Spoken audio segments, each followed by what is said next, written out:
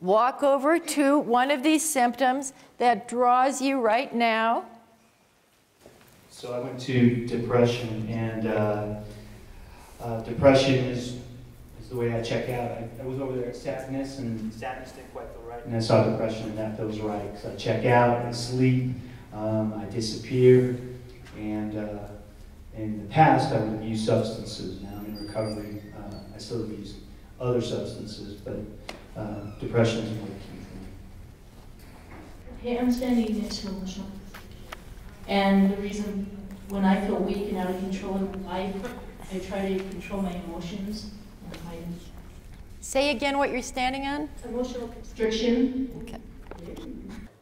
Walk over to somebody with whom you have something to share. Walk over, place your hand on their shoulder, and share with them. Oh, okay. Somebody's not walking over, so I'm going to come over here. I noticed you're not. Yeah. And you're standing on? Distorted reasoning. Okay, so I need the mic. Oh, here you are. Thanks. Here, still right here. Why aren't you moving out? I think I was pretty much in my own head for the most part of that last exercise, so I don't think I was really. I was feeling the emotions in the room, but not enough to be like, this is what you said. I was hoping it'd be genuine. I don't think if I went over and did that. And you know what popped you into your own head? Yeah. Okay, do you mind sharing that? You bet. Well, are you all, maybe, you can stay with me over here because it's a training point. Well, I came to distorted reasoning and... Can you hear? Yeah?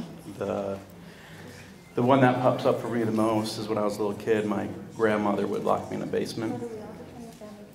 And the reasoning that I would be given was because I was so out of control, there was no other options. Are you hearing with us? Okay. And, you know, then I was just kind of thinking how much that's probably gotten in the way of me being able to resolve that, because if I believed that reasoning, then then basically that's the only thing that could have happened.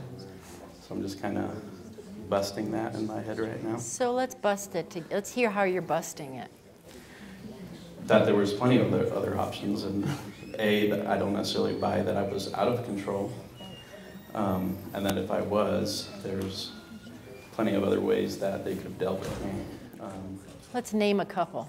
Hug me, hold me. I mean, I was 3.5, so I don't think putting me in a basement. I mean, so if they needed to confine me, they could have done it with physical space, you know, just to give me a real firm hug and leave it at that. I was tiny and they were huge. This went way beyond controlling me physically. This was punitive. This had to do with their issues and not mine.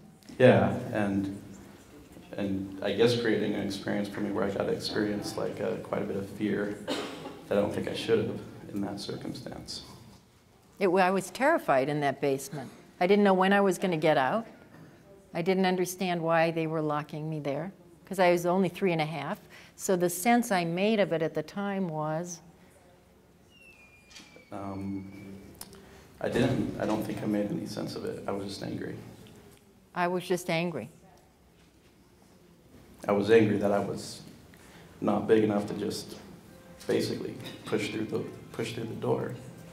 Good for you. So we're just going to let you push through the door psychodramatically and take a step over here out of the basement. Okay. And how does it feel to be pushed through the door? It felt like I left a bunch of emotion back there. Now I'm kind of more peaceful.